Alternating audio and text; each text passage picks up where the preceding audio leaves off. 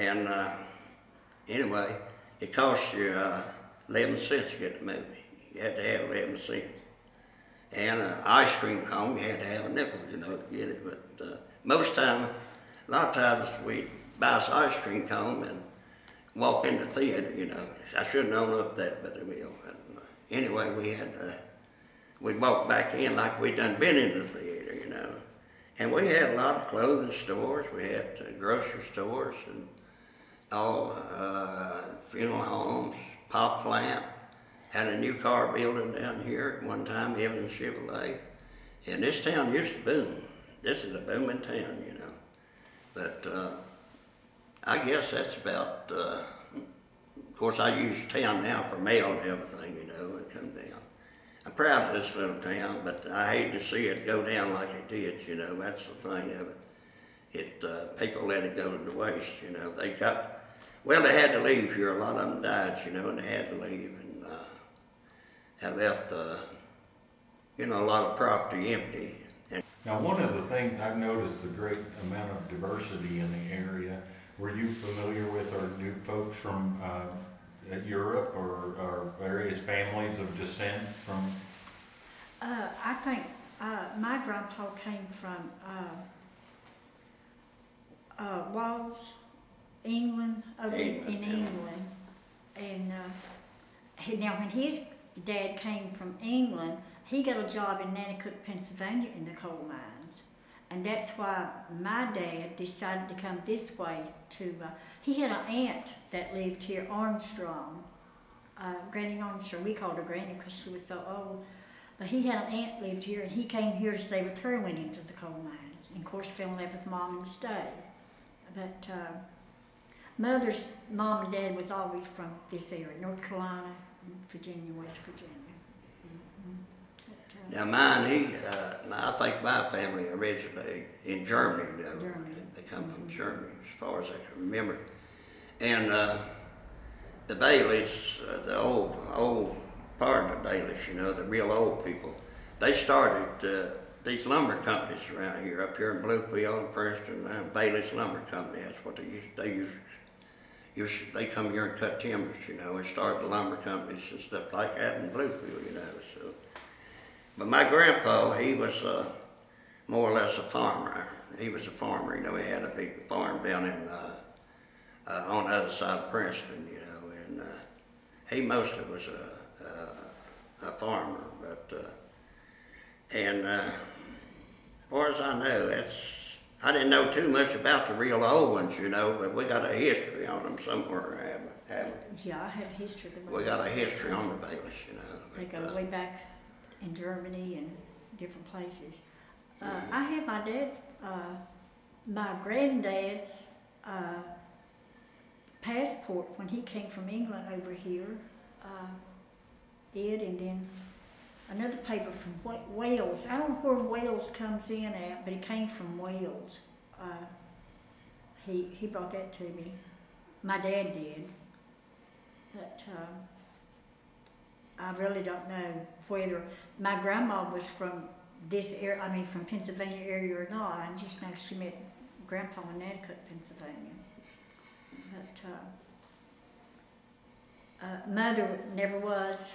I don't know whether they didn't travel when we were children or not, but Mother didn't go anywhere. She stayed home, took care of the children, and Dad worked, got paid at the company store, worked for the coal mines, got paid at the company store, bought the groceries at the company store, and that's how we lived. I mean, we had a Chris restaurant down here at the edge of the town, and we used to go to school up on top of the hill, and at lunchtime we could come down and get a bowl of soup for a dime. And we all walked down the steps to Chris's restaurant, got a bowl of vegetable soup, and walked back up to the lunch. Didn't have a cafeteria back then in the lunchroom. So Chris made a dime off just about every child in school for lunch. And you know how you eat hot soup in the wintertime, you just eat and sniffing, that's what we did. We saw a log school back here. Are you familiar with it? Anyone? Which one? It's a log house now. I mean, it was a school. Oh, yeah. Yeah, well, I'm familiar with that, the little log house where you are too. It sits around, Yeah, I think he said around here in town, you know. It's a little log house that they had for school there. Now, my mother went to school on Hill Chestnut Mountain in a little log house, 2-room. And every grade was taught in that 2-room schoolhouse. And of course, they all had to walk up there to school and back down. But they didn't have Yeah. 1 through 6, as far as they went. But, and we walked to school, although we lived 2.5 miles from school. On snowy days, the bus didn't run, you walked.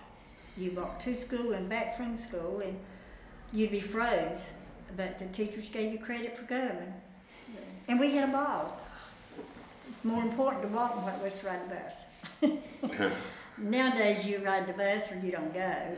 So, I know in my school days, I had to walk practically 4 or 5 miles for years, you know, because there wasn't no buses and nothing. It wasn't too many cars or anything when I was a youngster, you know. And we had to walk it through snow, rain, what it was. We had to walk it, you know. And we come up in a hard way, but we're really proud of what we did have, you know, and what we got here, you know. Used to be proud of this little town thing, you know. now, my uncle owned the motel. What was it called? Maple Shade. Maple Shade Motel. That was on the corner of the street to here where the bank is now. No, it was between the bank and the Yeah, post between the office. bank and the post office. Yeah. He owned that. And as girls, we just ran through the motel, you know, because we knew everybody was going to be there. We was able to run through back and forth through the motel.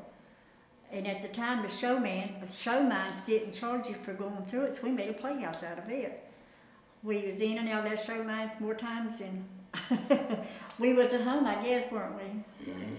Constantly playing the show mines. So Yeah. we have it's a lot of background to Pocahontas. Jewelry stores, I think, was three jewelry stores at one time down here. And then dry cleaners, there's like 3 dry cleaners at one time. We had funeral home. One drugstore, 1 pharmacy, 2 doctor building. Oh, Dr. Ballard, I was a doctor for years, and We had a jailhouse too at one time. Yeah. Yeah. I visited Tom Cranfield in the jailhouse one time, and Mother jumped all over me for going to jail. But he was a friend of ours. He got put in jail, and I went to see him. And Mother said, "You don't have any business going in that jailhouse."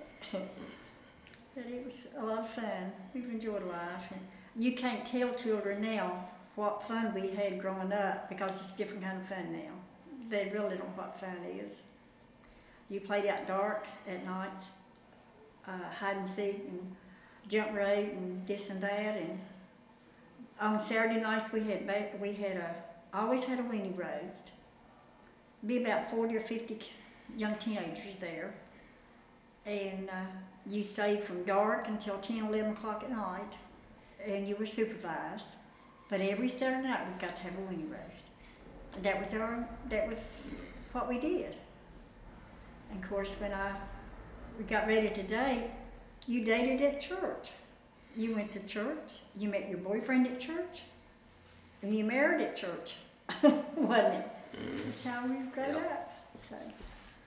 But this, we owe a lot to this town, I guess. Used to be, you couldn't get in and out to this town with, you had to walk, you had to ride horses, or you had to ride the train, you know.